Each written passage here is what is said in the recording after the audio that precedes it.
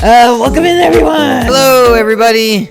Anyways, welcome in, everyone, to Channel 52 News. Channel 52 News, the only news 52 worthy. Today, on March 21st, 2025. To the news. CBS News, March 17th. Fisherman found alive after drifting over 90 days at sea. Says he survived eating birds, turtles, and cockroaches. Cockroaches? In the sea? Yeah, where do you get those from? Maybe sea cockroaches? Maybe. A Peruvian fisherman was found alive after drifting at sea for 94 days.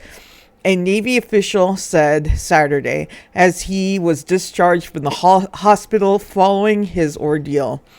Maximo Napa, 61, was rescued in his small fishing boat on Tuesday after being spotted by a Ecuadorian vessel off the coast of Chimbote in northern Peru. He told local media in a tearful interview that he survived at sea by eating cockroaches, birds, and turtles. I didn't want to die for my mother. I have a 2-month-old granddaughter. I clung to that. Every day I thought about my mother, Napa said. The Peruvian Navy posted images of the rescue, including one showing Napa reuniting with his brother after being rescued, and another showing the fisherman receiving medical attention. On Saturday, he was discharged from hospital in the coastal city of Piata. Mr. Napa arrived in a good physical condition. He could walk, wash himself.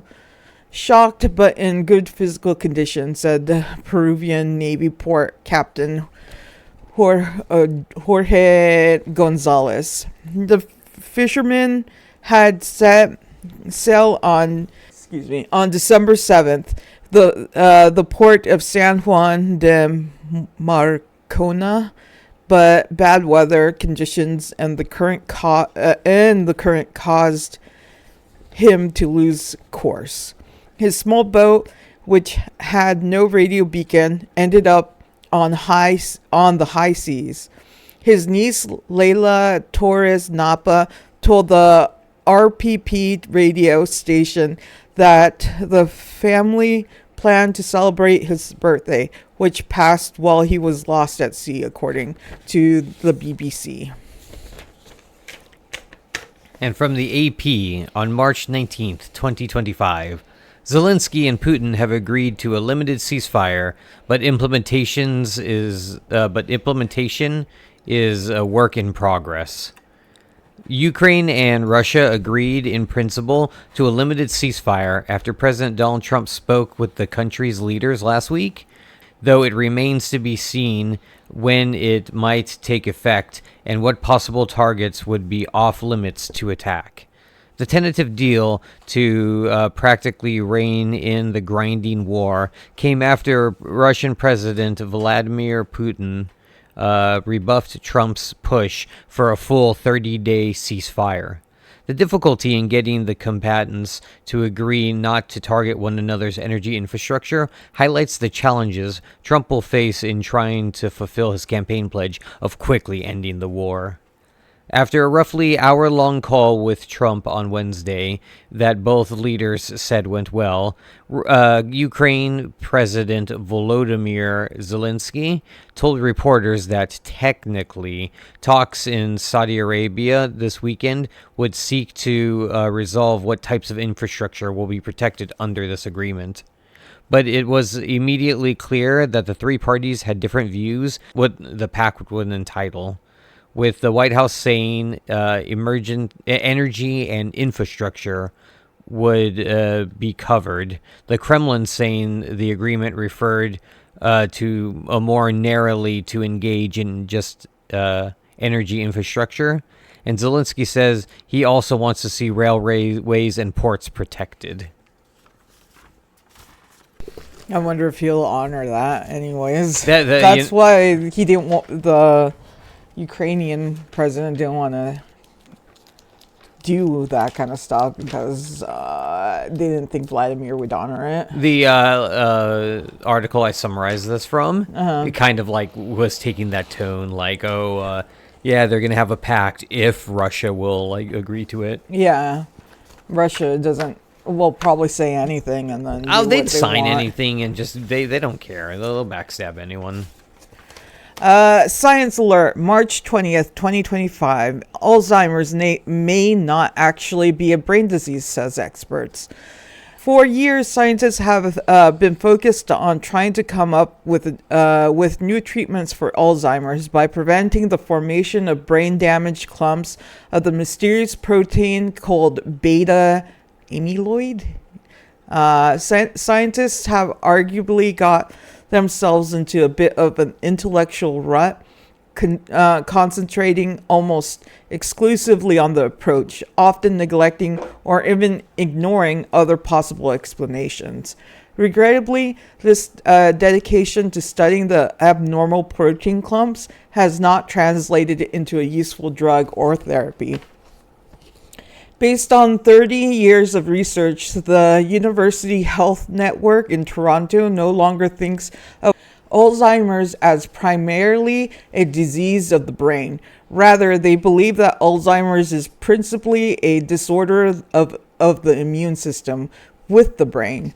The immune system, found in every organ in the body, is a collection of cells and molecules that work in harmony to help repair injuries and protect from foreign invaders. When a person trips and falls, the immune system helps to mend the damaged tissues.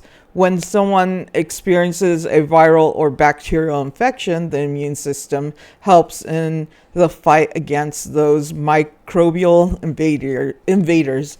The exact same processes are presented in the brain. When there is head trauma, the brain's immune system kicks into gear to help repair. When bacteria are present in the brain, the immune system is there to fight back. It's possible the beta amyloid is not an abnormally produced protein, but rather is a normal occurring molecule that is part of the brain's immune system. It is supposed to be there. When brain trauma occurs or when bacteria are present in the brain, beta amyloid is a key contributor to the brain's comprehensive immune response, and this is where the problem begins. From CBS News, March 21st, 2025, the Boston Celtics sold to Bill Christholm for $1.6 billion. The Boston Celtics are being sold to Bill Christholm for $1.6 billion, team ownership announced Thursday morning. The deal is pending with the NBA Board of Governors approval. Christholm is a co-founder and managing partner of Symphony Technology Group, a private equity firm. He previously worked for Boston-based Bain & Company. Christholm is a native of Georgetown, Massachusetts, and a Dartmouth College graduate, the Boston Globe reported. In a statement about the sale, Christholm said he was a lifelong Celtics fan. Growing up in the North Shore and attending college in New England, I have been a die-hard Celtics fan my entire life, Christholm said. I understand how important the Celtics are to the city of Boston, and the role the team plays in the community is different than any other city in the country. I also understand that there's a responsibility as a leader of the organization to the people of Boston, and I am up for this challenge. ESPN's Sham Charania reports that the $6.1 billion deal becomes the largest sale for a sports franchise in North America. It surpasses the $6.05 billion sale of the Washington Commanders in 2023. The Grausbeck family said last year that they would be selling the team just weeks after the Celtics won the franchise's 18th NBA championship. The first part of the sale for a 51% ownership stake in the team is expected to finish this year, with the remaining portion of the sale going through in 2028. Yep, but that's the news. That's the news. So nothing bad happened this week. Everything's good, right as rain, no bad problems. Report on the Department of Education. All of the information I found was that they're just going to close it down, and that they've already just kicked out half of the workforce. Really? Yeah. So no public schools? What's going to go on? It's mostly the funding, like federal aid, is what they mostly deal in, And I guess, standard curriculum. But what they say is it's going to go back to the states. The states are going to control each individual state will control their state's education and funding. That's not good. Yeah. It's going to be a big mess. Well, especially it's like we kind of need like a universal kind of thing with at least the language and arts, I so feel people can kind of have like a relatable like something baseline. I feel like no matter what state you're from, you should know the basic science, math, and history. You know. And we should all like agree on what it basically is. Yeah. That's what I feel. And education is what should be presenting that to us in a uniformed and genuine manner. But that's it, you guys. We'll be right back.